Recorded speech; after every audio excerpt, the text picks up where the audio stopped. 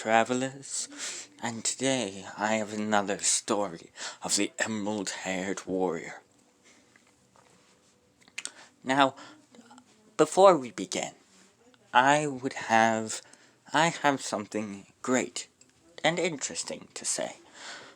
You see, my father, Exis, and my brother, Cain, yes, we're literally blood related. I'm also related to, Karaha, I can't say it, Kaharak, or Kaharak, I can't speak his name, it's a bit confusing. There's a lot of H's and R's and K's, and yeah, it's just confusion to say his name, but anyways, he's also known as the Scarlet King. But anywho, enough about that. Now we go to the story of the Emerald Hero, and of the Emerald-Haired Warrior. Or should I say, the Crimson-Haired Warrior. This story tales of aliens, of war, yandere's obsession, death, murder, genocide, badassery, guns, more guns, edgy motorcycles, even more guns, awesome powers, Sonic-related things, and of course, gender bending. Yeah, the two gimmicks you can always find on my channel are yanderes and gender bending. And don't forget role-playing, of course. So 3 gimmicks. But anywho, let us begin our story. Before we begin our story, we must begin to the very birth of our hero. As we see a giant creature, about 3 times the size of our hero, floating around, appearing to be some sort of god or goddess. This creature is known as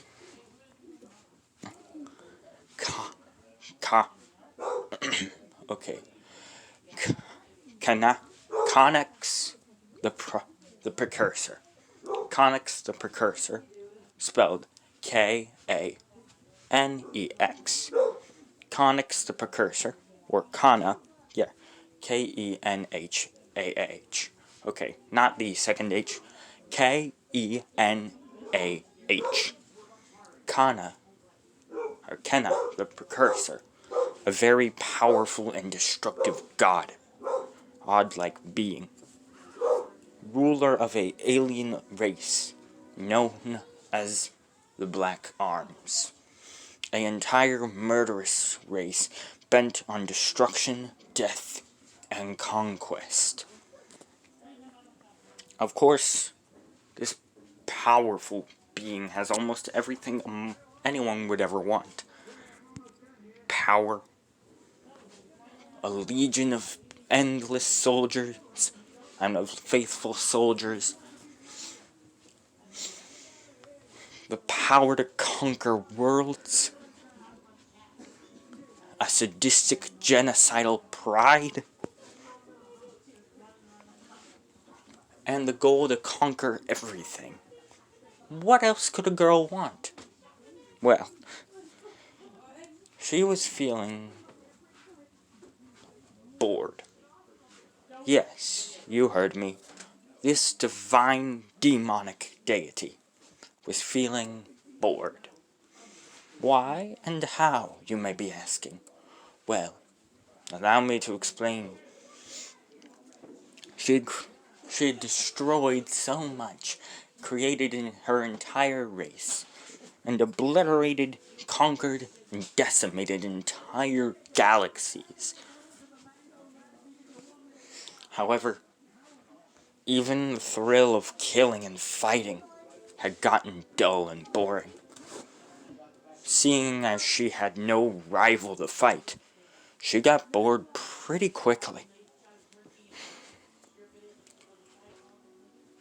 She was thinking what to do, when suddenly she came up with an idea. A wonderful, devilish, wonderfully evil and terribly great idea. She would create a being that would be her very rival.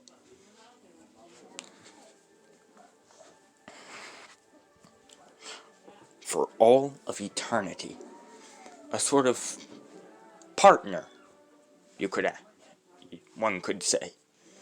However, it would require her own blood to create this creature. Not just that, she would also need, well, the help of a human scientist, Gerald Robotnik. She had found his space station a couple of weeks back. She'd been spying on him from her own ship, known as the Nemesis. For those who get the reference, put down in the comments, one shall stand and one shall fall. If you don't get the reference, put in the Knuckles voice, or with the emoji of a hedgehog or a Kenna. Oh no. Oh no. But seriously, in all seriousness, let us continue. She then decided to use her abilities of teleportation to teleport from her ship to Gerald's space station.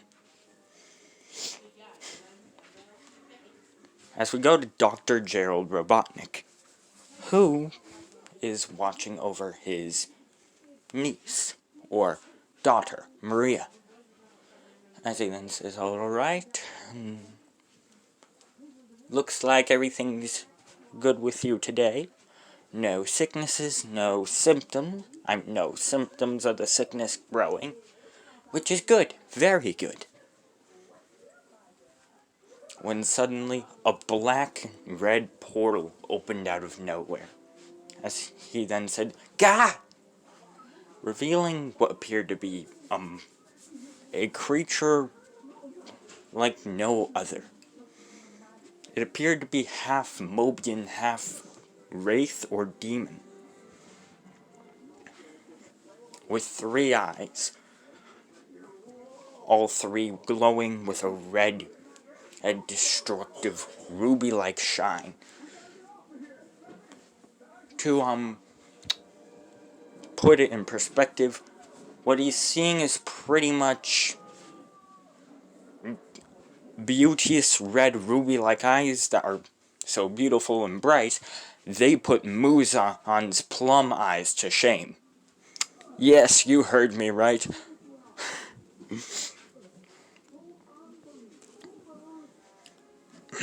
As Gerald Robotnik then said, Who are you?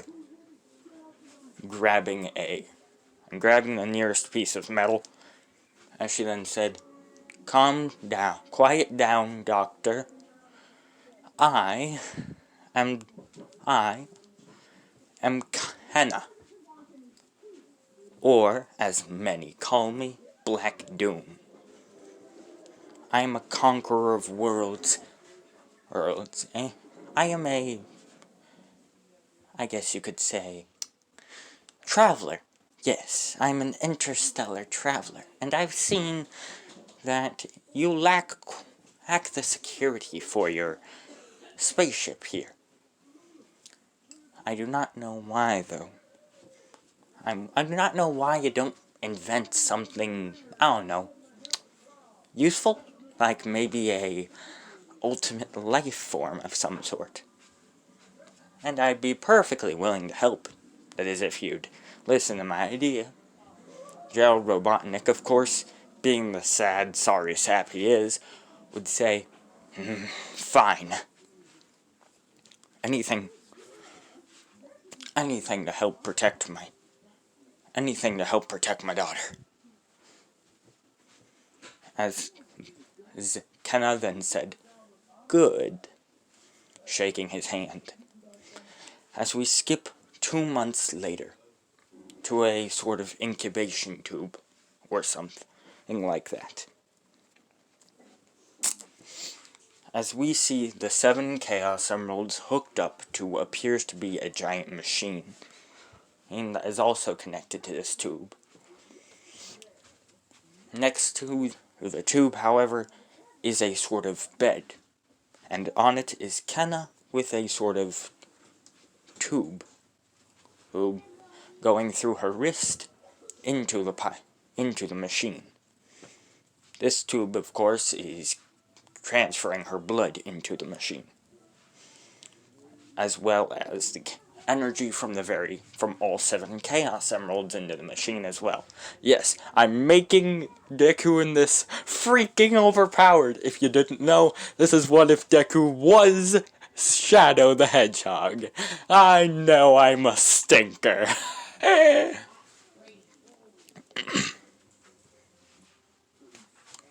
Anywho.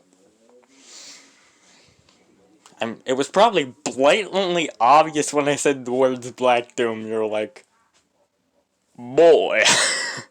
But anywho, back to the story.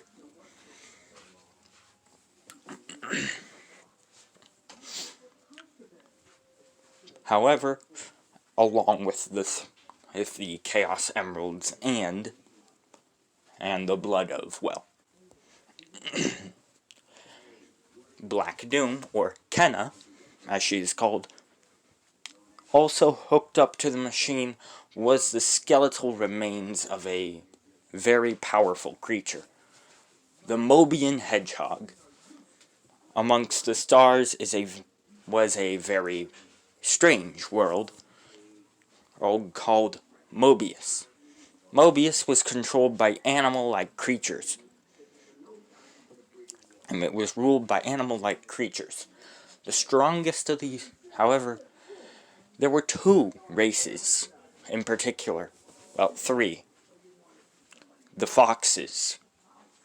Each had the ability to grow 1 to 9 tails, and were extremely intelligent and great inventors. As their super enhanced ability was their intelligence. The echidnas with overwhelming strength. And then, last but not least, was the hedgehogs, the strongest of them all.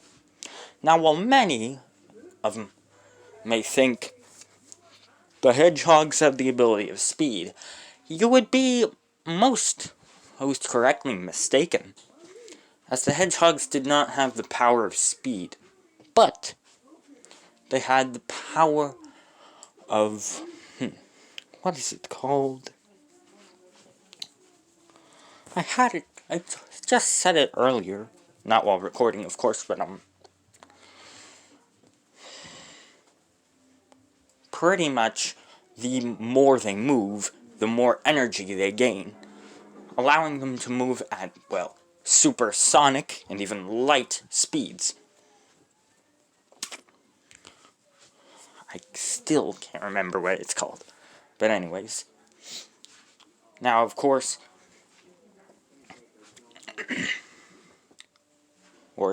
the remains of the Mobian Hedgehog, that had, well, pretty much accidentally landed or teleported to Earth or got to Earth somehow on accident,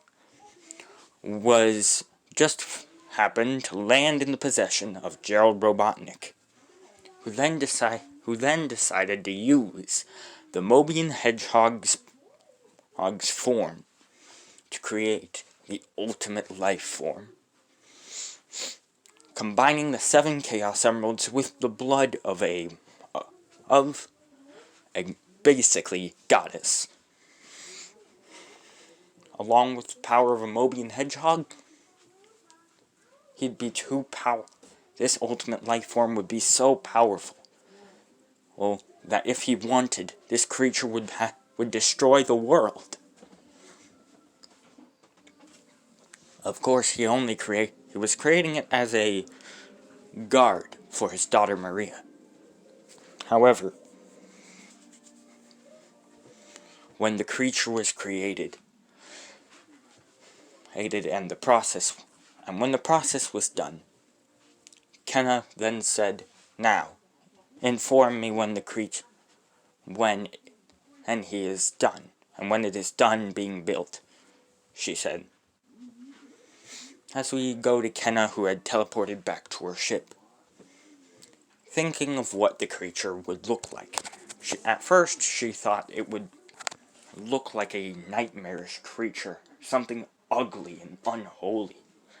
Next, she thought it'd be a regular Mobian hedgehog. Third, she thought it would be some sort of weird combination of a black arms and a, well, slug. Don't know why. He then thought it'd be a combination of a 6-armed starfish and a, well, slug, which would also be creepy, as she originally intended to be able to fight this creature, and once she had her fun undone with, she would kill it. As such was the plan. She would also would think she could use the creature as a general of sorts. One able to control and conquer other worlds. When we skip 3 months later, the creation has been a success, as she's then called in, and as she then gets a message from Gerald Robotnik, who gave her as humans call it, smartphone.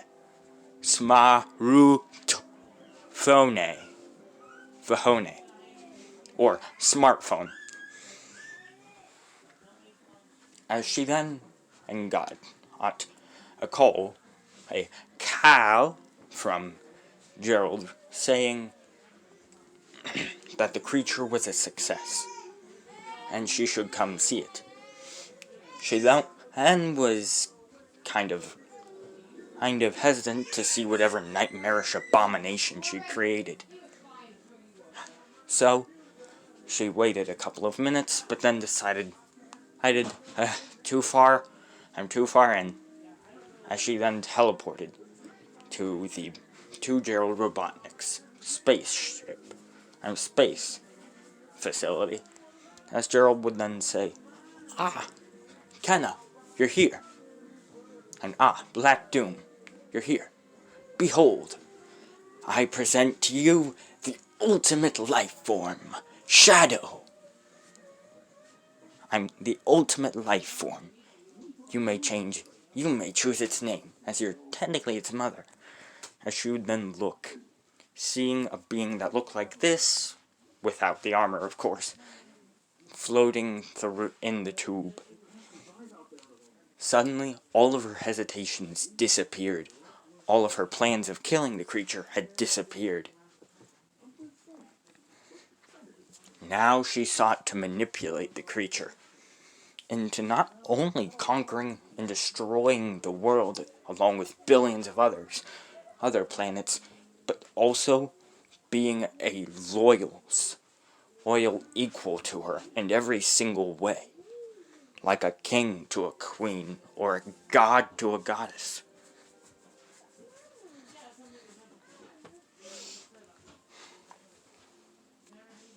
Out of excitement, she then squealed.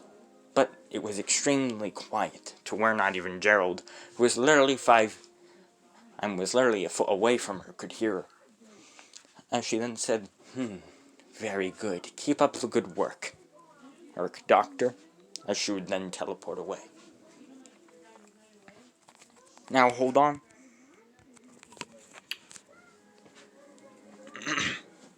She would then use her cell phone or her smartphone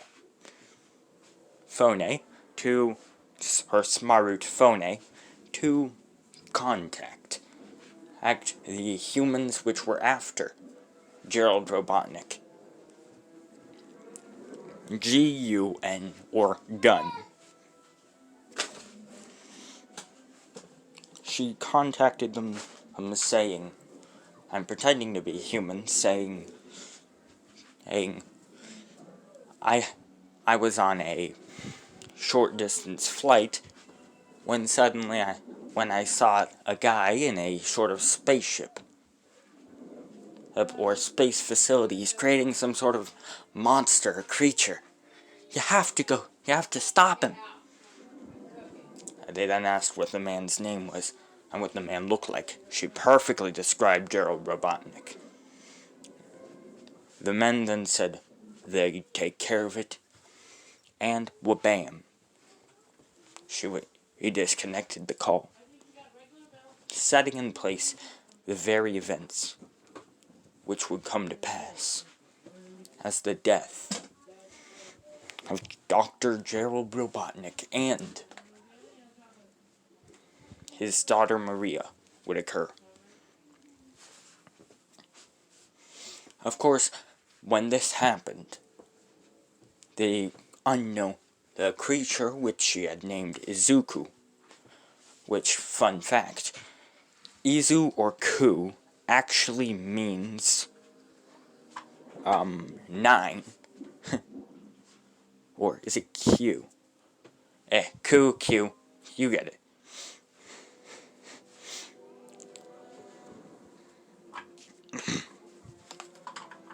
So,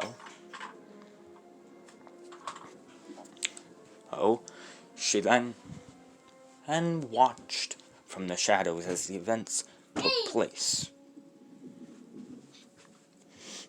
The attacks had happened. I'm sorry. Kenna watched as, well, the events took place. Izuku running with his human friend, and to try get to safety. Gerald Robotnik dying, trying to survive or save his daughter and Izuku.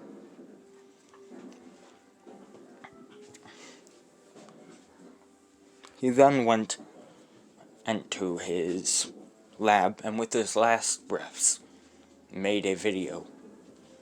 Made a video log which he planned to send to Earth. As we go to Izuku, who is running from the GUN people, as he tries to get Maria to like a pod or something, like a stasis pod, but it fails, as she is shot directly in the heart. Seeing his best friend in the whole world, and in the whole universe, die, broke something in him. And automatically he said, Chaos Spear. As suddenly, spears made of neon green and neon jade green energy formed in his very hands as he began throwing them at the GUN guards, killing them. And I'm killing them almost instantaneously. The guards feared this nightmarish creature's power and tried to kill it. However, it was too late, as he then said, Chaos Blast, and shot a blast of neon jade green energy at the guards and at the soldiers, also killing them. After, he then rushed at them, and with his own bare fists began, and pretty much, Baryon mode, Naruto versus Ishikiing the guards. Meaning, his pretty much using martial arts skills equal to and probably over God level. Like, let's be serious. The guards, now fearing the creature, decided to call in a tactical retreat, or at least try to. But they were killed almost instantly, when suddenly there was no one alive on the ship but Izuku. As he went in front of Maria's body, kneeled down and screamed and cried.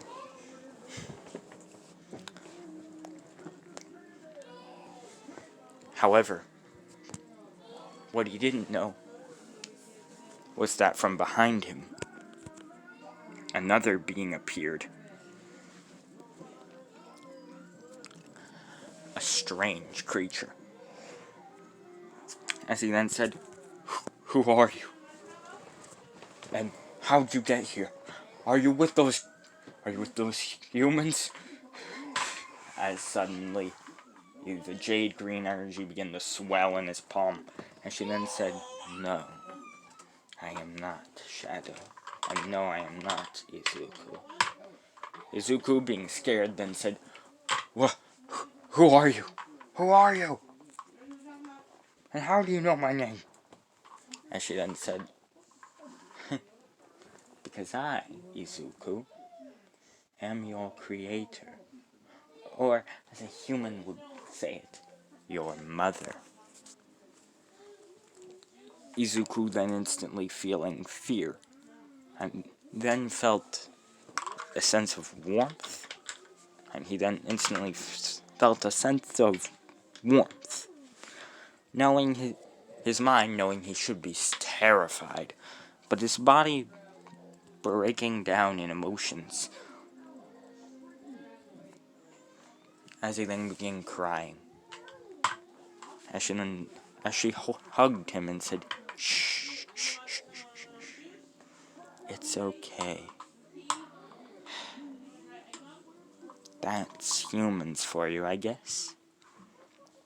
As Izuku then said, Humans? What's wrong about humans?" As she then began to spout lies about how all humans were evil, how they tortured other humans and murdered the innocent life on their world, how Gerald and Maria were the only good humans, and they were gone. She then talked about how if he annihilated the humans on Earth, it would repay for him. It would pay for his and for what the humans had done to Maria and Gerald. Izuku, being manipulated by her, agreed to follow her. She then opened a portal and brought them to a ship, and to her ship. Hold on. The Nemesis, as she dubbed it. A large black and red spiky mechanical marvel. The entire ship was the size of a mega, and was the size of over 100 cities. It was over 100 New Yorks. It was an extremely large city and large ship.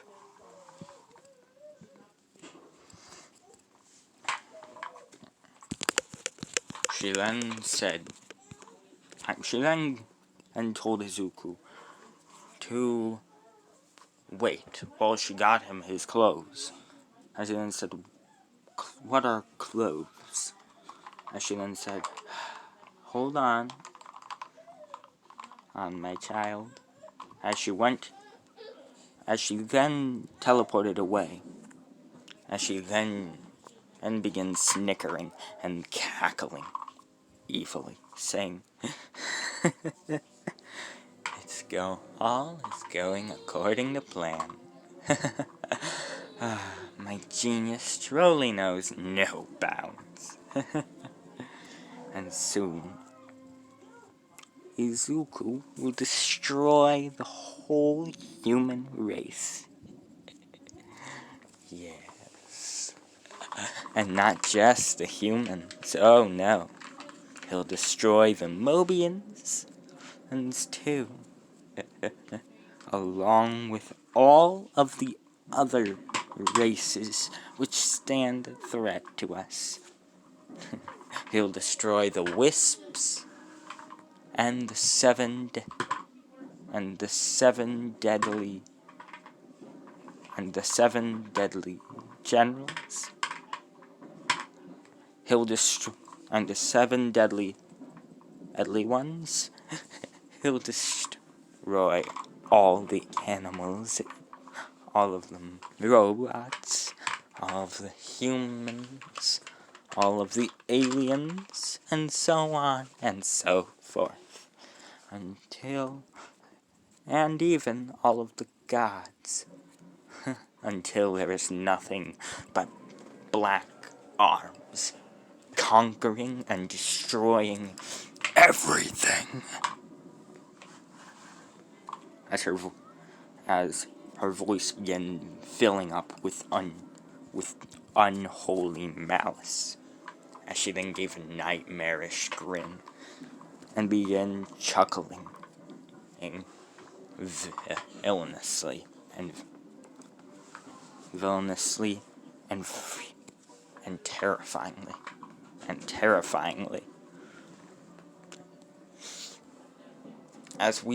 As she would then grab a set of garments, as she would then teleport back to Izuku. As she would then say, "Here you go. These are what you're supposed to wear, as you're technically a prince." As he then said, "Okay."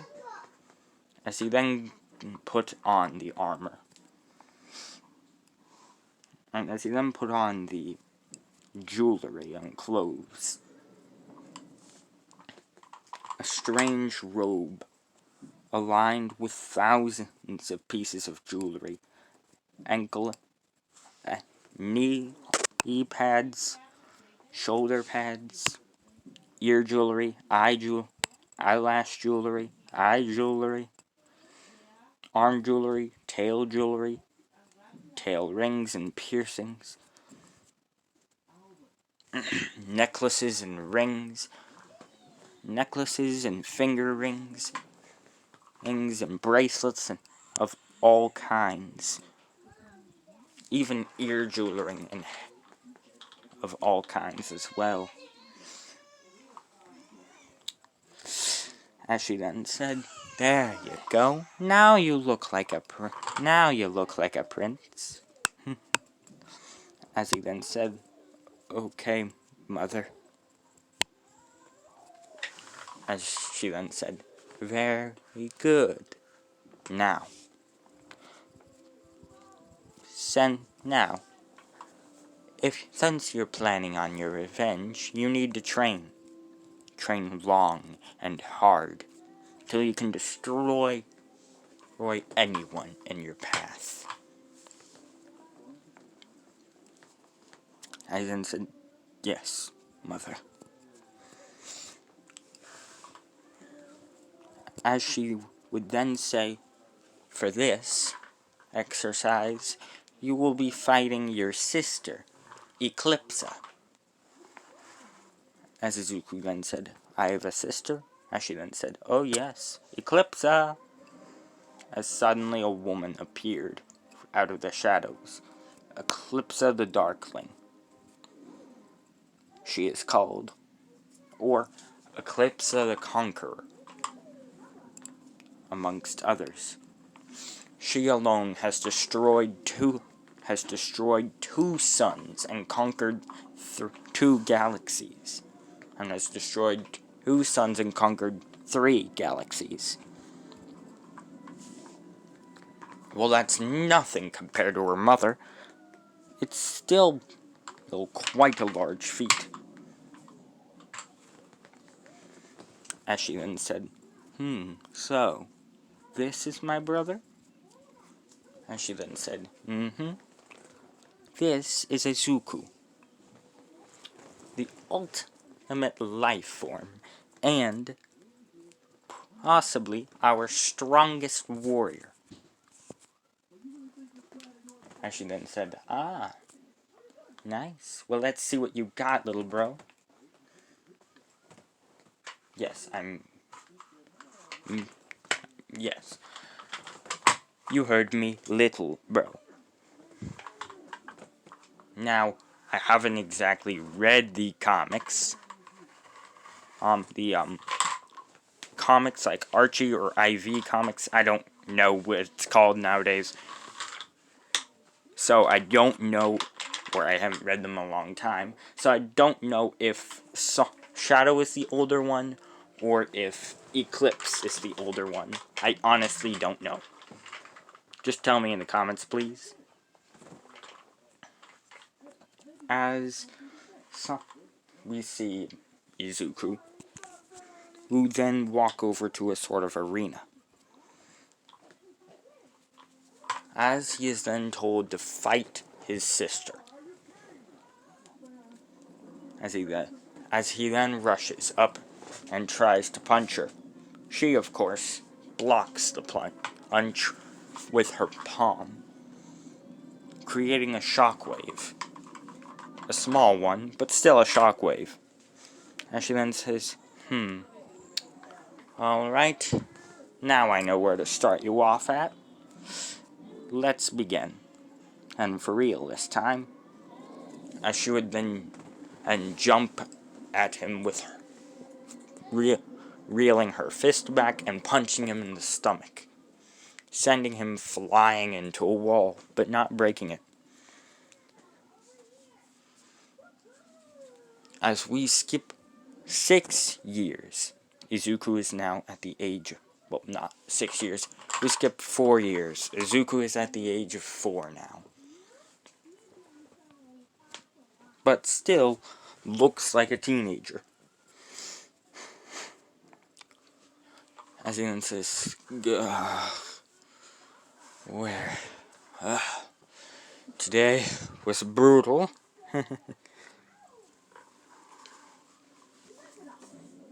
As he then decides on something. He's tired of fighting his sister, along with other warriors, day in and day out. He's tired of training and he wants to put his powers to use. How, one may ask? Well, that's quite simple. He wants to conquer a world. And so, he decides to use a shuttle, which, of course, would be equipped with all sorts of weaponry, along with equipment. As without anyone knowing, he leaves on the shuttle and takes off to Earth, and to a planet called Earth, or Earth.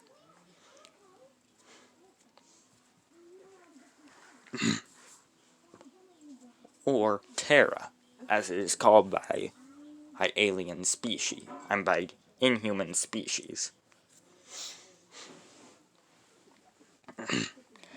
But by Dio, it is called Zawarudo. Yes, I just made a JoJo's reference. What you gonna do about it, biatch? But anywho. Also, this episode will probably be extremely long. And you can tell because we're already 40 minutes in. So, back to the episode. As Izuku would then say, and as Izuku would be in the Earth's atmosphere, when suddenly a anti-aircraft turret would have detected him, shooting down his aircraft, causing it to crash into not 1, not 2, not 3, but not 5, but 10 and mountain peaks. as his ship then crash-landed and then skidded on the ground and water and crash-landed somewhere in Japan. Izuku, of course, put himself in stasis when he was first shot. However, he was stuck in stasis for a very, very, very long time, as these automatic systems were destroyed in the crash. Over time, Izuku, and during what seems like maybe, I don't know,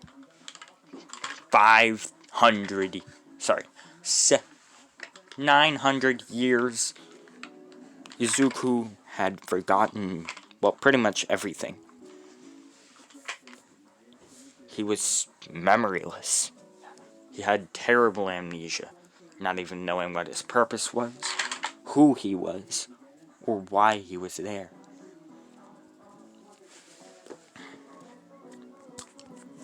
As we go to a great battle, somewhere in Kamino, as we see two humans clashing with each other. We all know these people as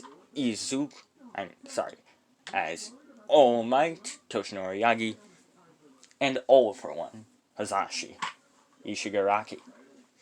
The two battled and clashed, as their fists clashed and created shockwaves, destroying entire buildings. As Izuku then,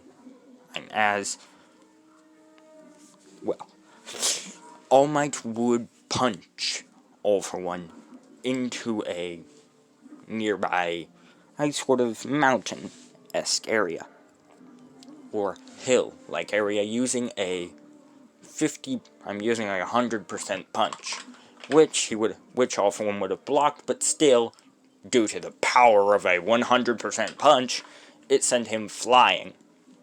By the way, that 100% punch was a Detroit smash, sending him flying over to a mountain-esque area, where it was revealed that this mountain-esque area wasn't a mountain at all. He'd crashed into some sort of vehicle. He then ripped off the moss and rocks, which had covered it for many centuries, as he then saw a strange symbol, one appearing to be a spiky moon, and then said, what?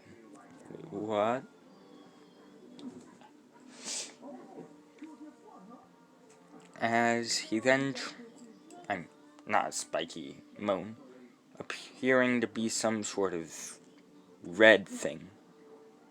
If you don't know what I'm talking about, it's this symbol that literally represents shadow.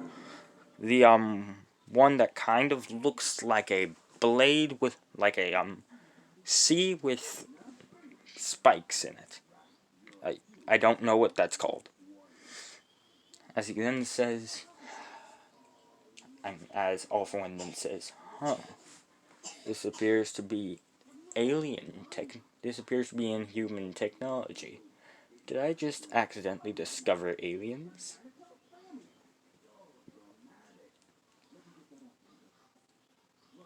As All for One used a electricity quirk to try and power on their ship. The quirk worked, as it was one of his strongest, creating such a large blast of energy that was able to power the ship,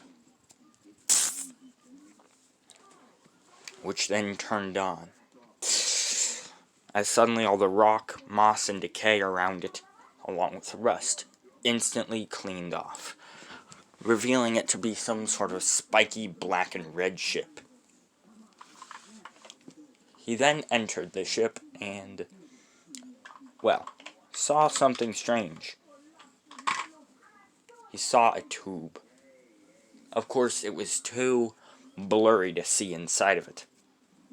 Like when you go into a shower and there's gas, and there's like that weird gas that's like gray and musky. You covering it and no one, and it's like on the windows and on the mirrors and just bad times all around. Kind of that stuff.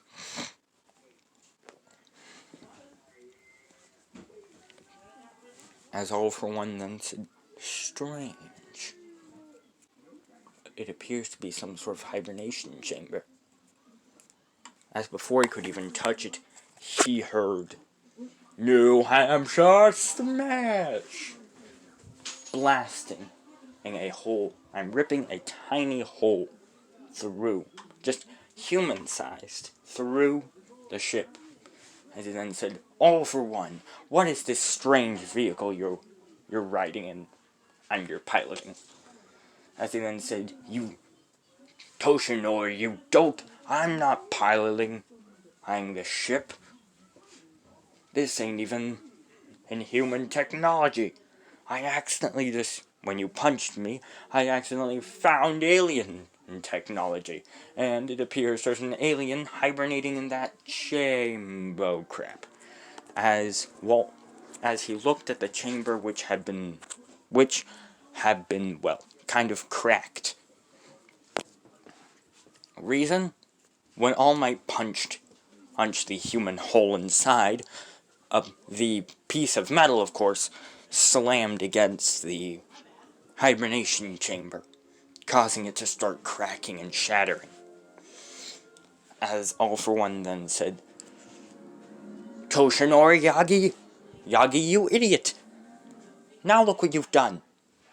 You freed a friggin' alien trying to sleep. Now, he's probably gonna be pissed. As All Might then said, then let's bring this fight somewhere else. As he then said, Detroit Smash! Punching All For One out of the same hole of the ship that he made. And back into Camino. As he then said, All For One then said, alright, you've pissed me off. First, you break what is possibly a literally priceless and limitlessly expensive piece of alien technology, which I could have used to make myself powerful, create my own quirks. I have no flipping clue, but it could have been awesome. And destroyed you and all the other heroes, allowing me to conquer the world. So F you, All Might, for that. Also, 2, you probably just freed an extremely intelligent and powerful being from hibernation, which, if I'm correct, you don't want to do, you friggin' dingus. As he then morphed his right arm. Well, from me it appears to be his right. From you guys, it would appear to be his left. As he then morphed into a giant, muscly, spiky, and metallic sort of mass of quirks. As he then rushed over to All Might with this giant arm, as All Might then said, One for all, United States of Smash. And one for all, 100%, United States of Smash. As before the 2 punches could even hit each other, they were stopped. As we see Izuku, who's sleepwalking, holding both of their fists with his pinkies. I'm stopping both of their fists with his pinkies. As they then hear him snoring, All For One then says, is it just me, or is he sleepwalking? Because if he's sleepwalking, then F. And if he isn't, then still F. Because he just stopped both our strongest attacks with his pinkies. pretty sure we're doomed. As All Might then charged up a second fist and tried smashing it at the head, and at Izuku's head. Which, of course, would cause the Sleepwalker to, which you'd think would cause Izuku to crash into, like, a building or out of the atmosphere. He punched Izuku right at the skull, and all it caused was Izuku's head to tilt 1 centimeter. However, it caused him to wake up. Of course, one thing you don't want to do is wake up a sleepwalker. Because Izuku, not having a effing clue what he's doing, began blasting attacks everywhere. I'm talking about, like, Undyne PK firing. I'm DK firing. And Chaos Spears everywhere. Like a friggin' minigun. That he doesn't have any control over.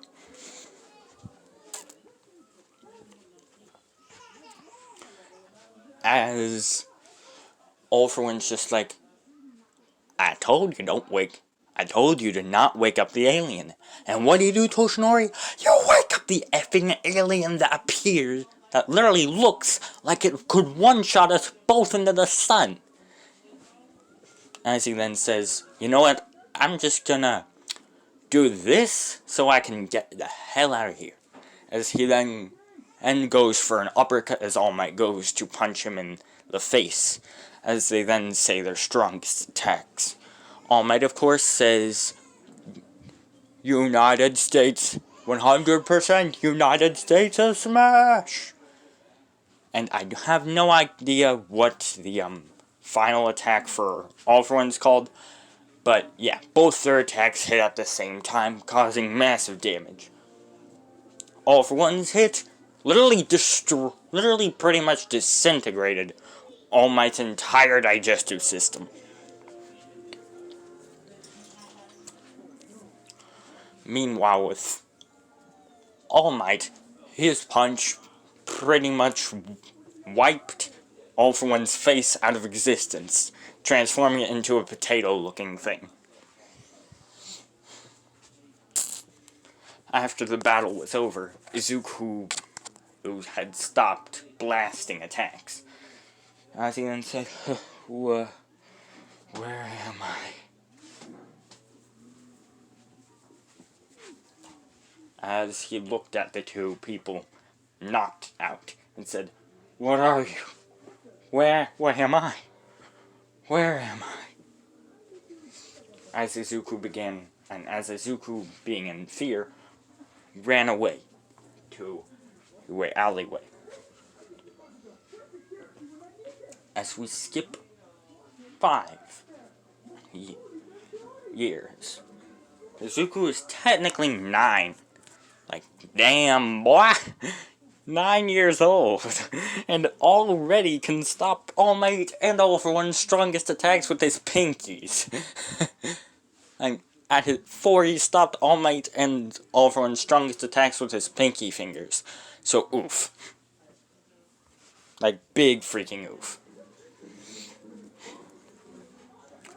As Izuku didn't exactly train, he more such scavenged and stole food, not knowing who he was or what was his purpose.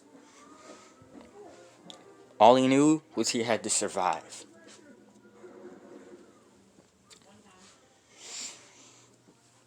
As while Izuku was stealing, he didn't notice that he was being followed by a hero going by the name of Eraserhead. And Eraserhead had heard of Izuku's crime spree, as he called it. As Izuku had stolen everything in an entire Delhi district in 1 minute once, using what he could only guess as some sort of supersonic speed quirk. And using what Aizawa only considered as a supersonic speed quirk.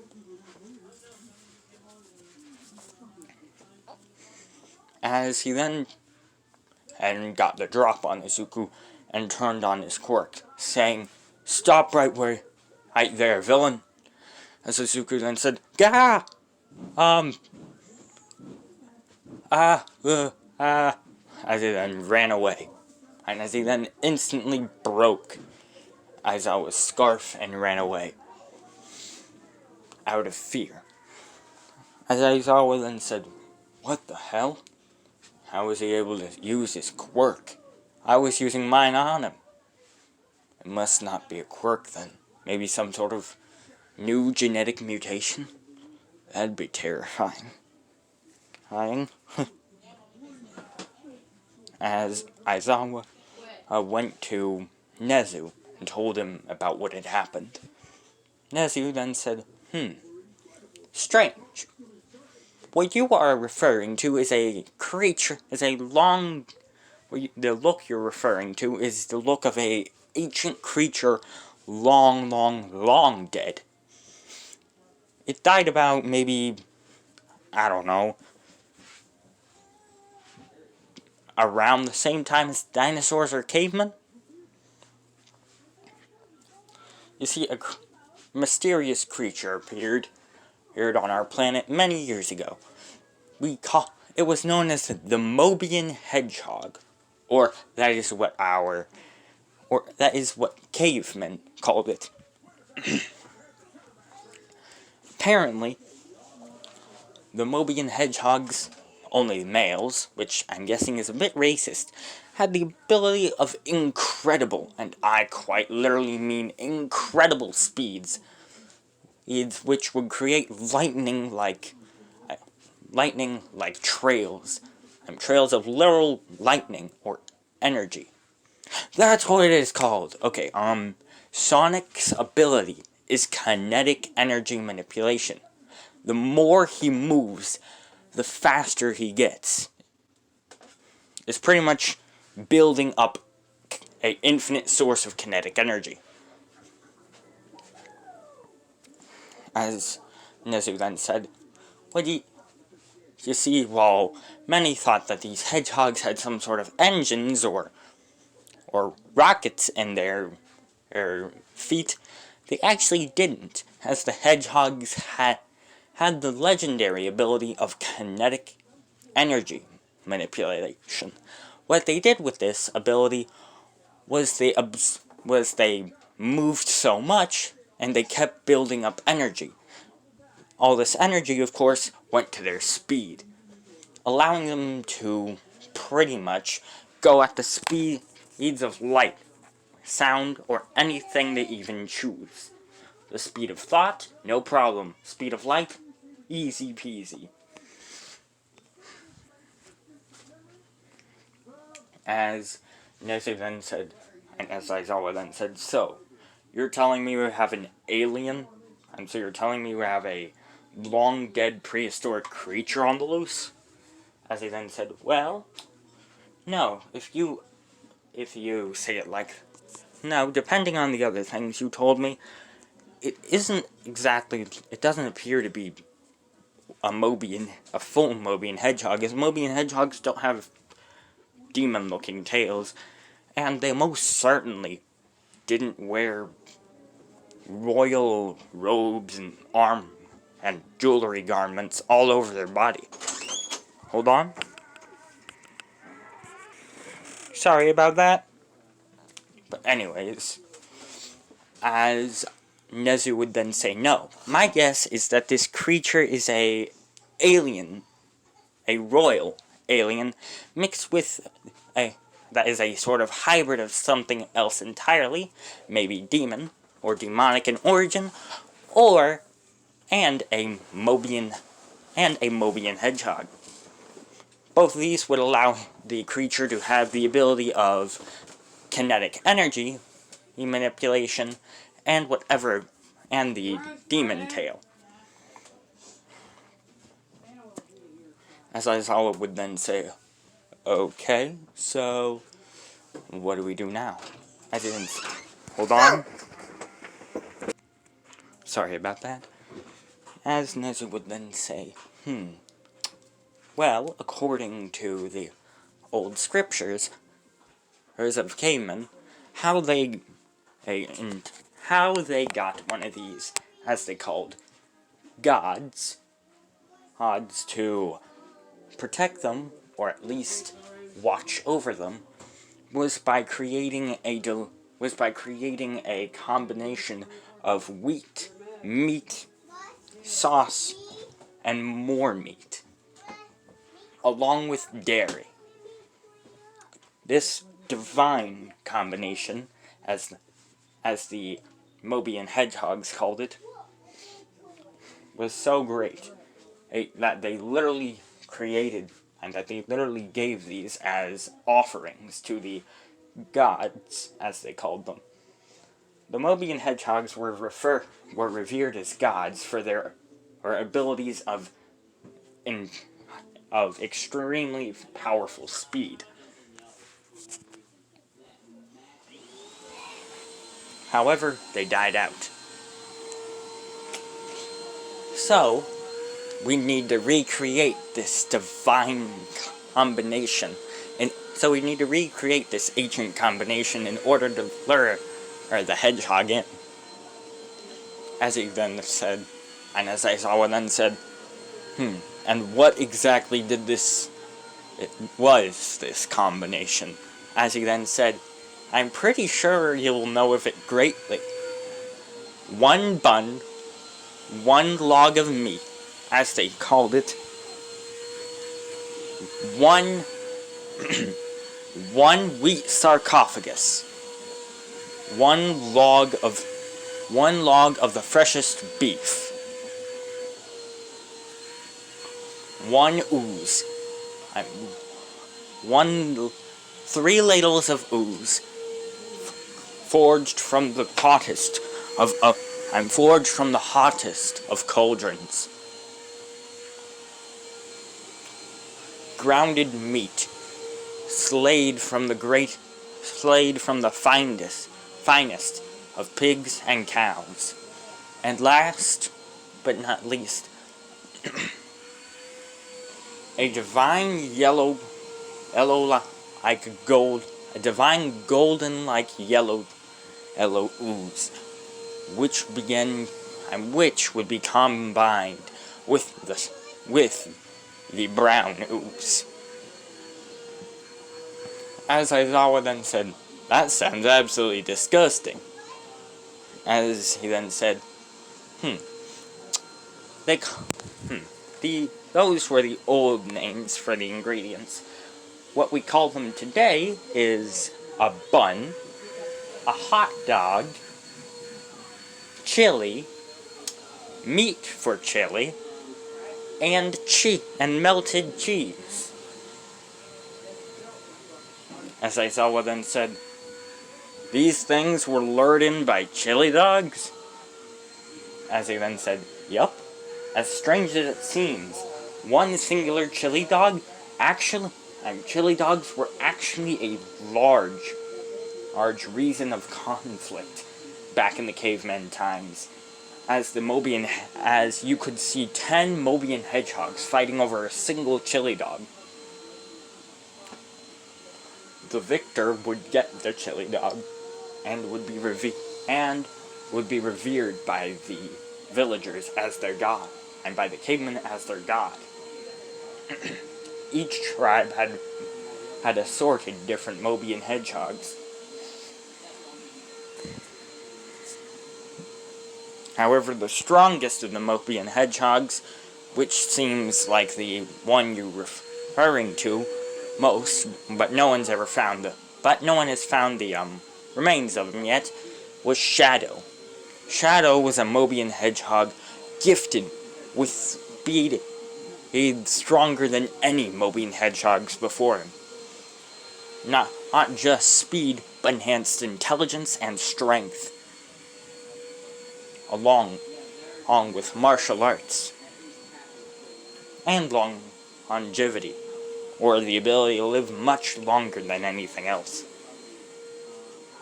He lived for 1,000 years, as they said. As the cavemen had called him, the god of darkness and wrath.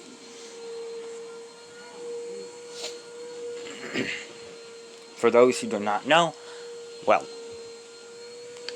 Shadow's skeleton is the same skeleton used to create Izuku.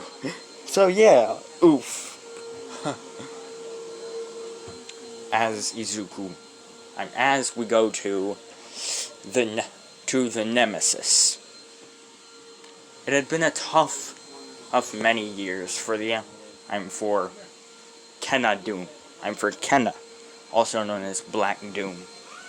For around 900 years, her ship had been dull and lifeless, and had been almost dull and deprived of life. Izuku was the cruel black and red sun, and was the beautiful black and red sun which lightened up this dull old battleship. However, when he disappeared, it had gotten dark and dreary and boring and saddening.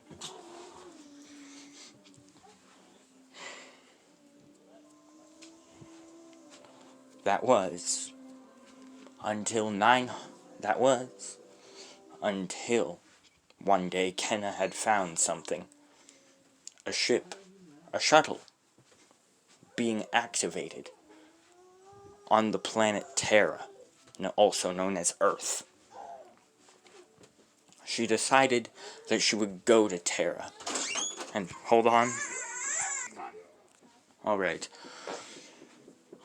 Sorry about that. As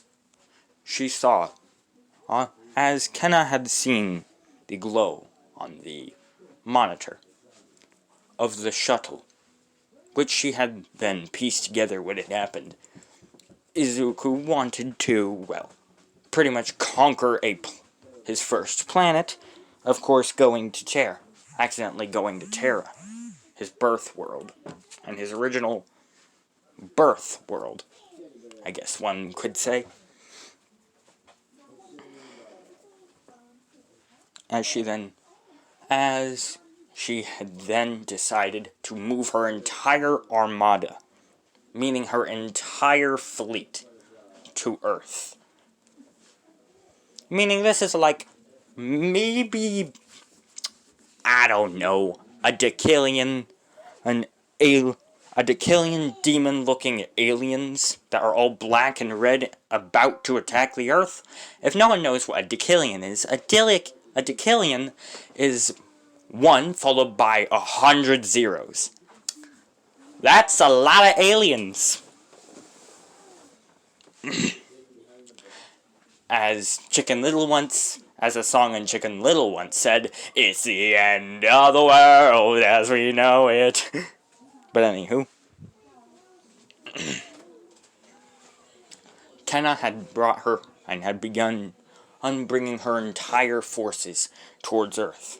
All that mattered or left was and it was only a matter of time until she had Izuku back under her arms again. I'm back within her arms again. And that is the end. And that's the end of this episode. Hope you enjoyed. Please like, share, comment, subscribe. Hit those notifications or notifos. See y'all later. Goodbye. Have a good night or good day. And, skadoosh.